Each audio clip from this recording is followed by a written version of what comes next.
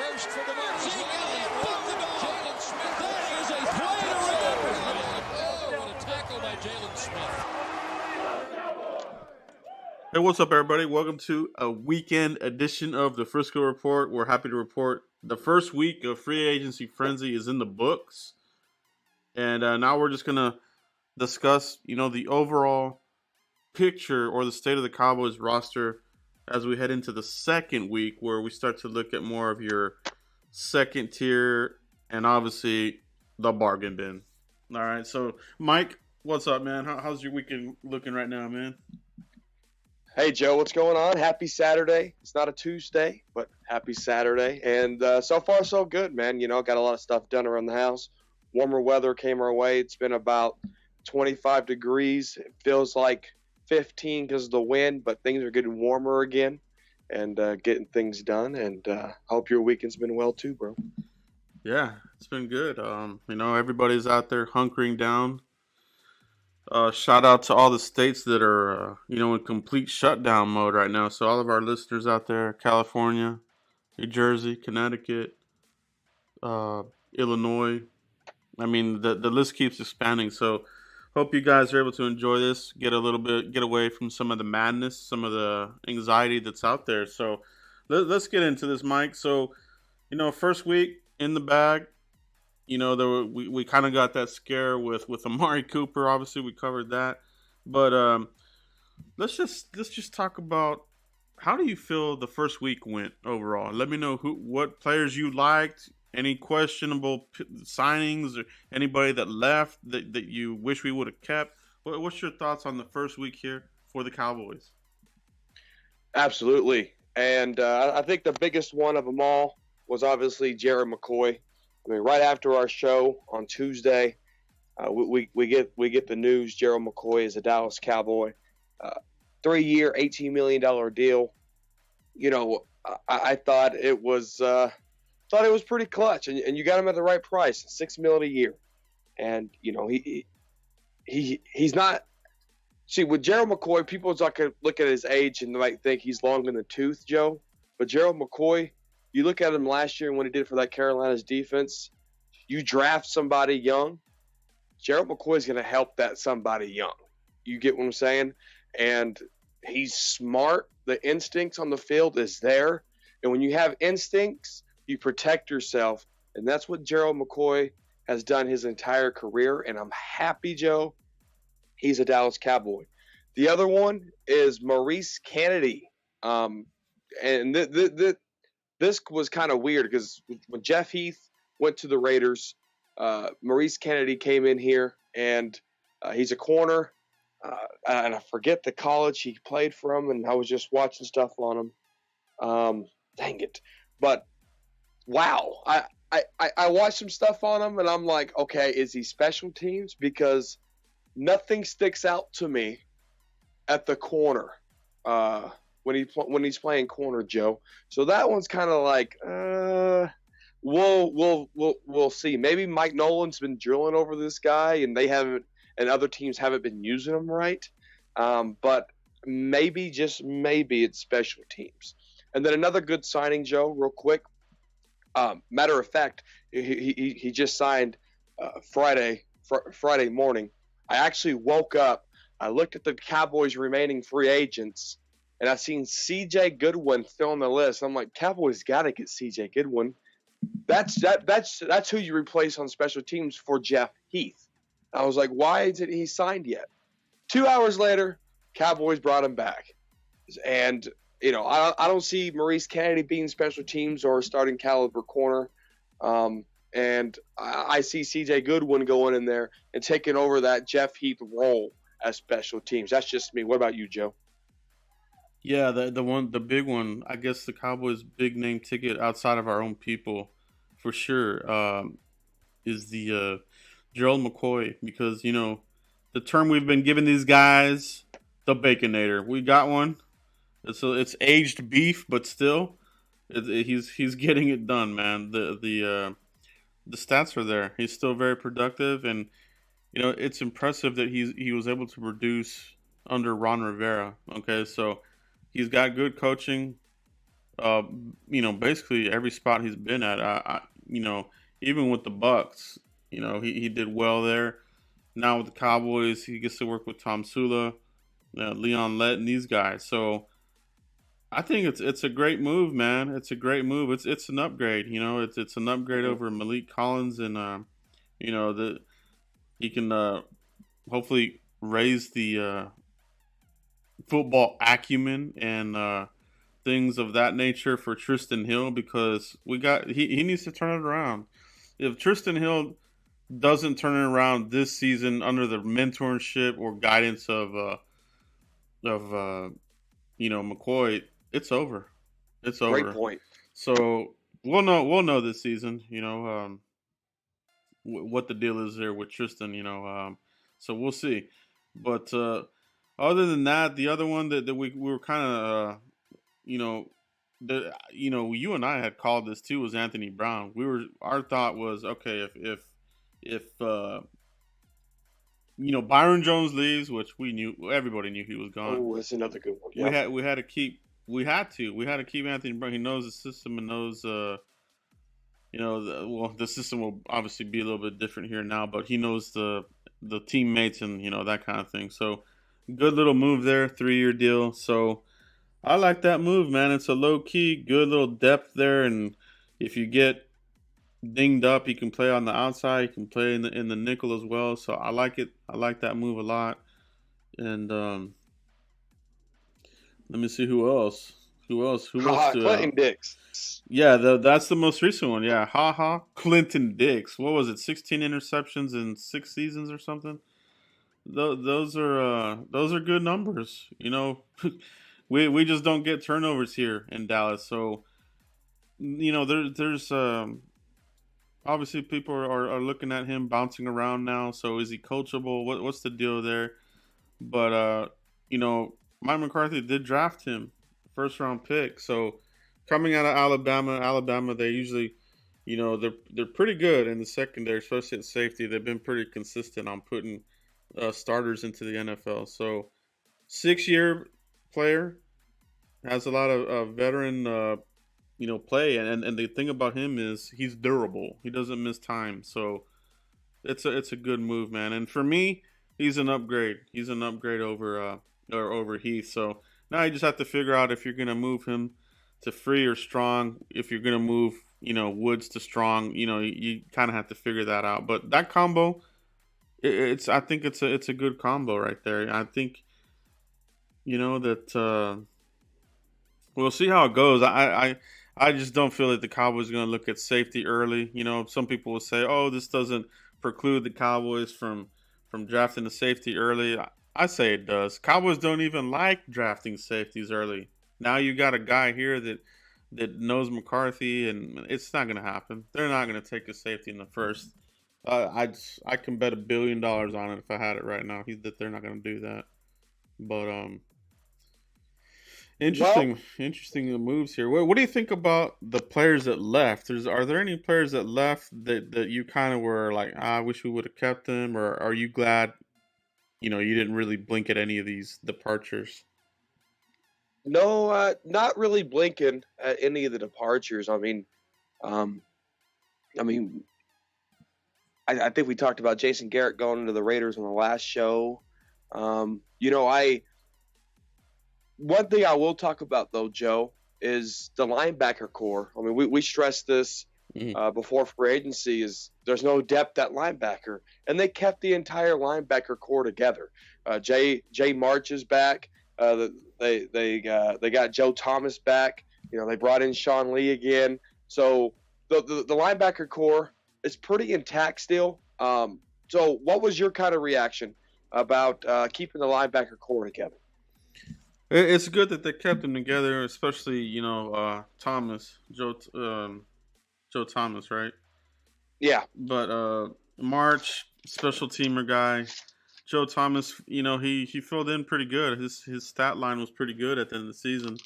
But I think that position there is going to be something that don't be surprised if they take somebody, a linebacker in those first 3 rounds, honestly, because You can do better. I mean, Joe Thomas is a backup who comes in and fills in when there's injury, either to Leighton Vander Esch or probably Sean Lee in this case. Hmm. Um, so Cowboys looking at a couple linebackers. Kenneth Murray out of Oklahoma, Logan Wilson out of Wyoming. Those are really solid linebacker options. I mean, as a fan, I think most fans would dread to take another linebacker in the first round, and probably think it's not necessary. But we got to see how this draft shapes up. If they have Kenneth Murray over CeeDee Lamb or one of these wide receivers, honestly, bringing Cooper back, I think takes those premier guys off the table. I think CeeDee Lamb and Jerry Jeudy. I think that they might be off the table. I really don't think that they would go wide receiver at this route, but it, it's gonna be a fun draft, man, because it's. I have a feeling they're up to something. I don't know what it is, but it seems like they're kind of setting themselves up to do something in this draft. They might get a little bit more aggressive than they have in the past. What do you think, man? I think you're right, and I think the Cowboys, they set themselves up to be able to draft a linebacker.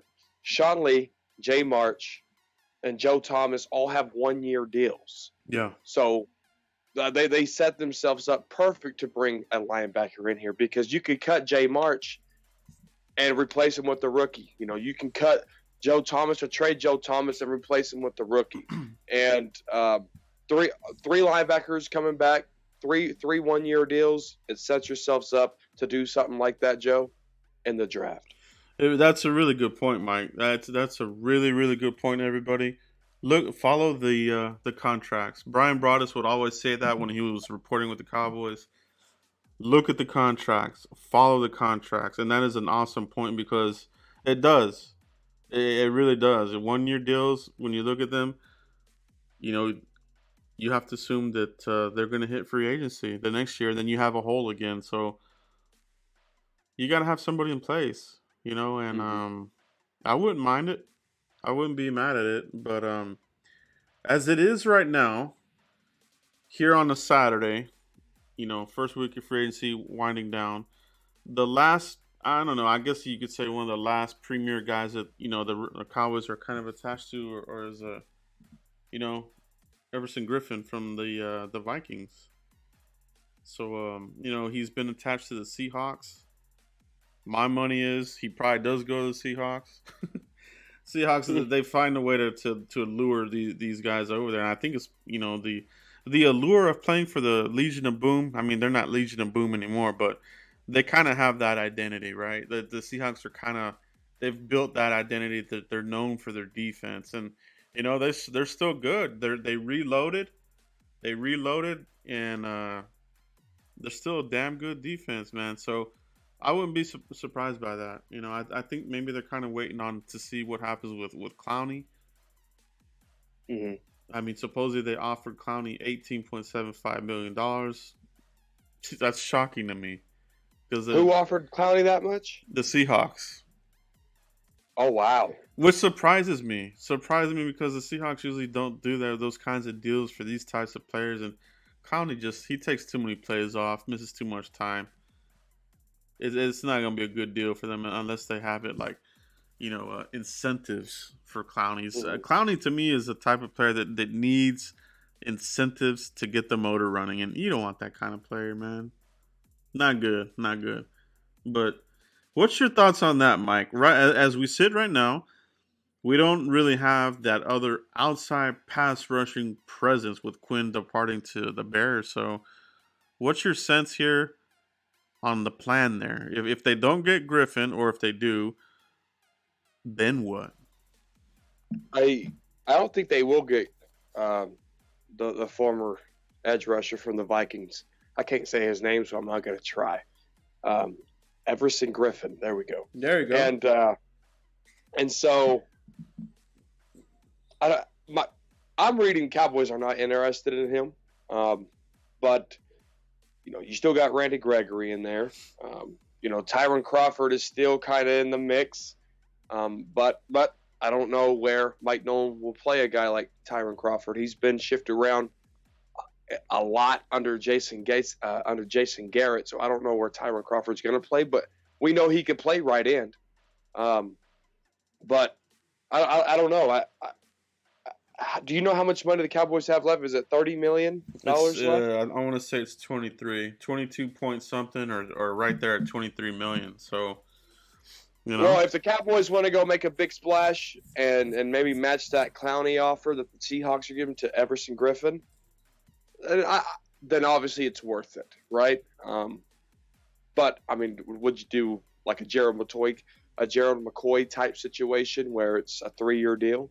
Because I don't even know anything about Everson Griffin except that he's a baller. Let me look up his stats real quick. Yeah, Everson Griffin is a really good player. He was a captain on the defense, and there's the remember, we do have the former defensive coordinator on the Cowboys now, so there's familiarity there. You got what is it? Wow. You remember the guy that we have him as not a defensive coordinator. He's like a defensive consultant, or I forgot. Well, I'm looking at his stats now. I forgot what they gave him, but so I think they're kind of maybe banking on that. But that's the question: how much is he wanting? And I think if they wanted something to get done, I think we would have heard something by now. So if not Griffin, and supposedly, I think Mike Fisher reporting this too, that the Cowboys don't have him high on the list. So let's just go off that. Let's just say the Cowboys don't. That we don't get him, right. What is your plan for this coming week, or like what's your feeling there? Because that's a big hole there.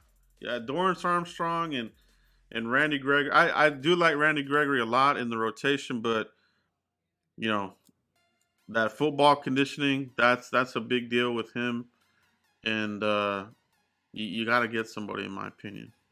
Yeah, you do. And it's who do you go get? Because he does have 74.5 sacks in 9 years. Gerald McCoy has 50.5 sacks in 7 years. So you can bring pieces in here that can really help you out in a sense, but there's really not a lot of edge rushers available in the market anymore. I mean, there's Cameron Wake, but is he even playing? You know what I mean? Nah, he's washed up, man. Yeah, he wouldn't be anything. Ezekiel Anza, but he's pretty long in the tooth. Yeah, he's too beat up. Yeah. Jordan Jenkins, I've never even heard of that name.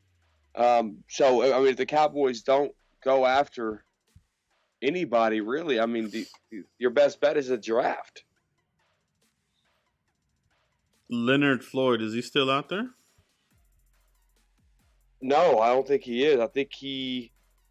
Who did he sign? Who did he sign with? He's still a free agent. Yeah, so he had a down season. He didn't have a good. No, he signed with Rams. He went to the Rams. Did he? They said Leonard Floyd to sign with the Rams. Okay, so he's off the. So I'm gonna say this right now, dude. I'm gonna say the Cowboys draft Caleb Chase on. That's my pet cat right now. He's the one I want. He's got the bend, the edge, the quickness, the statistics. Playing for that LSU defense, game changer. At 17, if you can get him, and he's there, I'm taking him because. To me, this draft is going to remind me of 2014 when we got DeMarcus Lawrence. The conversation was in 2014, you only have, a lot of the edge rushers got wiped out in the first round. So, when everybody went home, the conversation was the Cowboys, they need to move up. There's only, a couple of players that have that bend, that have that pass rushing ability, and DeMarcus Lawrence was that name. Cowboys moved up and got him, right? So I have a feeling that we're looking at that type of scenario here, because the edge rushing class in this draft is not good. You got Chase Young, who in my opinion is a Vernon Golston. Somebody's gonna get burnt on that pick there. And yes, I do stick by that. I'm not I'm not buying the major media. Everybody's on his nuts. I don't see it. I see Bud Dupree, who and Bud Dupree is a good player, but he ain't no number 5, number 3 pick overall. So when you're looking at who else is left on as an edge rusher who can get around the edge, right? Mm-hmm. And has moves and can get around the edge with speed moves. Caleb Chason is fits the bill to the T, man. Because you got Epinesa. Yeah, I don't like the edge there. He looked really stiff in the figure 8 drills. Yeah, he's a power guy, right? He looks more like a 5 tech that you would draft later in the first and make him a 5 tech in a 3-4. He's not an outside rush guy. So Epinesa reminds me of an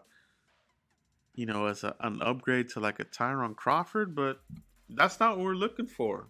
We're looking for dogs, people that can get to the quarterback, harass the quarterback, and that kind of thing. So for me, Mike, Caleb Chason is my target right now. He's my target right now. Now, the other question, Mike, is how do you feel about cornerback though? We're talking about edge rusher and cornerback. Are those where we really need to focus now? Is that kind of where, this draft is kind of shaping up with what we've done so far in free agency? Is it looking more like that first round pick might come between those two positions? What do you think there, Mike? Yes. You're to answer your question, yes. That's where it's at. Right in and corner. I mean, 3-year deal with Anthony Brown, right? And I talked about Maurice Kennedy. They brought in C.J. Goodwin, who's just special teams. So, you're thin. The paper's so thin at corner, you can cut your finger off. It's not a paper cut. It's you're cutting it off, right? Yeah. And so your Caleb Chase on. I like that move. And C.J. Henderson, Joe, it might be a reach at 17. There's a couple of guys that you can draft there, right? I'm talking about C.J. Henderson. I'm talking about Aduka. I'm talking about Christian Fulton from LSU. There's some guys you can draft there at that corner that can help your football team. And any 3 of those corners, you can go and they can help your football team, Joe. And you're right. It's either going to be right in or it's going to be that cornerback position. I think they really helped themselves with Clinton-Dix there at that strong safety position. Yeah. And it lets them stress that level off because they already heard the fans. Grant Delpit, Xavier McKinney, and I'm pretty sure they've heard Xavier McKinney from me every show here.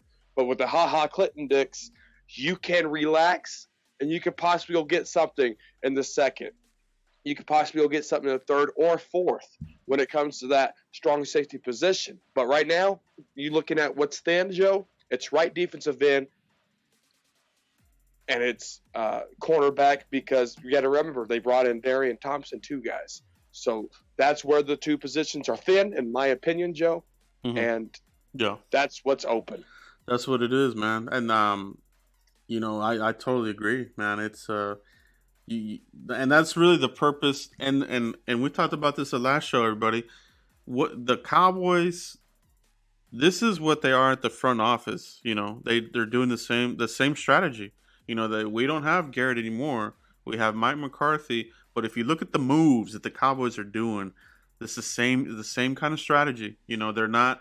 We're signing our own players because we've done relatively good, not great, but we've done good with our early picks, right? So the strategy is that, it's re-sign your big ticket guys, which are our own people, and then supplement what you're going to lose, but at the same time, try to churn and try to improve a little bit with free Mhm. agency. And I think they've improved a little bit with Clinton Dix. I like that move. I don't think it'll be. I don't think he'll be anointed that position. Though. I think there will be a competition there, but he should be the guy. He Oh, should. He Donovan should. Wilson back there too. Donovan Wilson as well. The turnover machine that was very impressive to me. So yeah, he's in the mix. So safety, all of a sudden, with all the moves, it's deep. They're in good shape right now. You could go and play a game right now, and you're good at safety. But at the end position, no, because and we're talking about Randy Gregory getting reinstated. Rumor is he plans on reapplying. That's still foggy, so we don't know about that even. So That's yeah, true. really, if we're looking at it right now, as we sit here today, it's Dorrance Armstrong. He's okay, but he ain't gonna be giving you numbers like a Randy Quinn or Where's he from? Kansas? George yeah, Armstrong. yeah. He's a good player. He's a good player, but He's huge though. I yeah, mean, he's a good yeah, strong player, but he doesn't. You got to get better there, and like you said too, Mike, the cornerback position is thin there. So depending on who's there, and it'll be interesting to see. Do they sit there and wait for one of these corners to fall? I almost feel like C.J. Henderson is almost kind of really boosted his stock so much that he might be up further up than what we're kind of thinking. Jeff Okuda, we're thinking he's going to go top 10. But after that, it very well could see Henderson go right after him. So do they need to do is this going to be the draft where they have to move up now if they want to, for sure get their guy, you know? I don't know. And I was going to ask you, can they move back and still get their guy? I think you can move back and get, you know, you could definitely move back, but you're probably not going to get a first round graded player. I think in this draft you're looking at Like maybe Trevon Diggs out of Alabama, you could move back and probably get him. 6'1", 205. Yeah, you could probably get him later in the draft. You know he had been projected a little early here and there, but I've seen his stock kind of fall towards the bottom of the first. I've even seen him mocked in the second round here recently in a lot of mock drafts. So you can move back, but like I said, and every draft class has a certain amount where the team assigns a first round grade.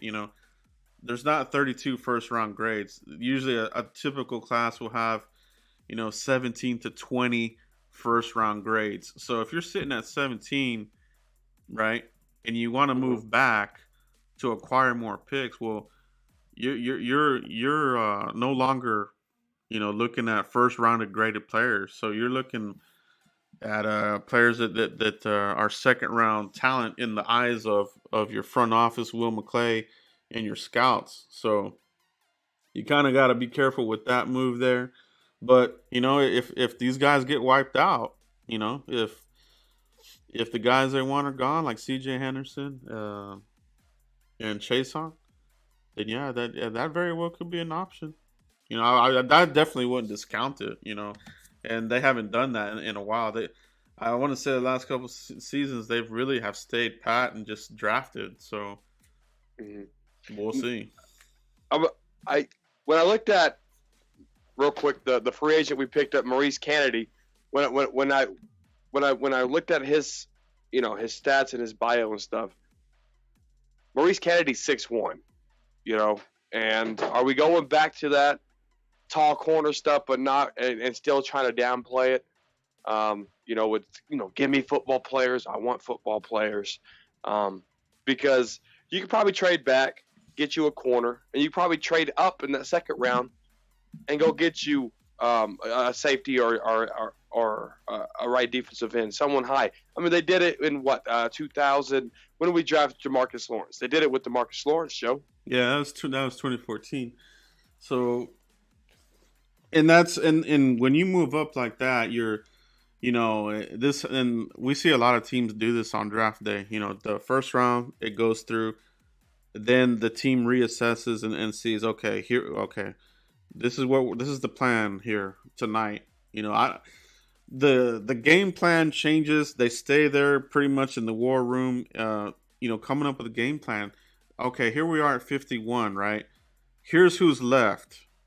Here's who can give us that pass rush edge, but we may have to move up to get this guy, or this cornerback, gives us the size, the speed, the athleticism that we want, but he's probably not going to be there at 51. We may have to move up, right? So that's the kind of things that happen in these war rooms, and a lot. The second round always has a lot of movement. That's when everything gets busy, and wheeling and dealing happens. So, and sometimes you see people jump back into the first round. So let's That's true too. Let's see what happens there. But yeah, for sure, Cowboys. This is going to be one hell of a draft, man. It's going to be fun. But like we've been pounding the table, they have to hit on these picks because 2019, as it stands right now, not a good draft class. Tony Pollard, probably the best of them all. We'll see what McGovern looks like this year. Tristan Hill, hopefully he improves. But as we sit here right now today, not a good draft class. So when you don't hit on these early picks, it hurts you, man. It just hurts you. I'm with you. And Mike McCarthy, he never went to the Senior Bowl. He sent his scouts, Will McClay, Stephen Jones, Jerry Jones. Mike McCarthy and his coaching staff said, hey, you guys are the scouts. You guys are the general manager. You guys built this roster. You go. I'm going to stay over here, and we'll talk about my staff, how we're going to build this thing. So Jason Garrett, he always went to the Senior Bowl, Joe. He always went to the NFL scouting combines. Of course, Mike McCarthy went to the scouting combine because he has to talk to players. But when it comes to the scouting part of it, like Senior Bowl and stuff, Mike McCarthy said, hey, you guys go ahead and go be a scout. Jason Garrett always went to those Senior Bowls. So now it's, all right, Mike McCarthy, what are you looking for? I'm looking for strength. I'm looking for power. I'm looking for explosion. I'm looking for a good locker room guy, whatever. What do y'all have for me? Okay. And then that's when the scouts start debating, right? It's like when Brian Broaddus gets passionate about, those scouts debating about whose guy's better on their end, and that's when they make the decision. And Mike McCarthy, you're going to see, now this is solely on, the scouts here. Can these scouts put this draft board together correctly and accurately and feed that information to Mike McCarthy? I think the answer is yes, Joe. Yeah, no doubt, man. No doubt about that. I like the mix, man, of McCarthy. He knows what type of players he wants, and Will McClay even mentioned it at the Senior Bowl. We're gonna tweak a little bit what we're looking for. And basically that's an acknowledgement that McCarthy likes a different kind of player. He probably likes a nastier type of player. Obviously, more beef. They even mentioned that as specifically to defensive tackle. So triple baconator, and we're probably not done. I would say we're not done with getting baconators because. No, as good as McCoy is, there's the age. With anybody that's older, injury can happen, that kind of thing. So we still got to get better there. I like it. I like him with Tristan in the rotation. But I still feel you got to add something else there. You still got to get better there. So second, third round, even fourth, you can get yourself a solid double or triple baconator, baby. You can still get a guy there, and then a good one, So all cards will be on the table. It's gonna be fun. It is gonna be fun, Joe. And the draft is still going on, just no fans. Free agency still kicking, but no physicals. And I've heard that the clubs are putting a virus clause in their contract. And the virus clause is once this pandemic calms down, then you're going to come get your physical. If you happen to fail your physical, we void your contract and it never even happened. So keep that in mind too, guys. Yeah, that's a good point. This draft class, hopefully, we're all praying that we all get through this crap. But this draft, this 2020 draft class is going to be different for every team around the league because you don't get those 30 visits. You're really really, and we mentioned this in the other draft in the other podcast, guys. Is your teams are really going to rely on your scouts in the film this year, like heavily. So that part there, I feel really good about that. The Cowboys, they have really good scouts. Will McClay, they're really studious and that kind of thing. So I feel good about it. I'm not worried about it. If I were another team that's not good at evaluating talent, those are the teams that are really going to get hurt by this because, you know, those 30 visits they do count because you not only are you bringing in the players that you want, but you're bringing in a player that maybe you have a little bit more questions on as far as a red flag, right? So in these cases, you're not going to have that opportunity. So it's possible that this draft they're really going to stay away from these red flag players because they're not going to have these closer interactions with the staff and bringing them out to the star. So we'll see how this affects the NFL as far as talent. Who are the have and have nots? Which front offices are really going to shine, and I think it's going to be the ones that have been consistent. You talk about the Ravens; these guys have been consistent for a long time. Cowboys have been really good in the early rounds for a long time, um, but some of these other teams, they're pitiful. They're Yeah. pitiful. So a lot. The world has changed, everybody. The draft. This thing has just affected life as we know it, man. So we'll see how it goes, man. But good conversation, Mike.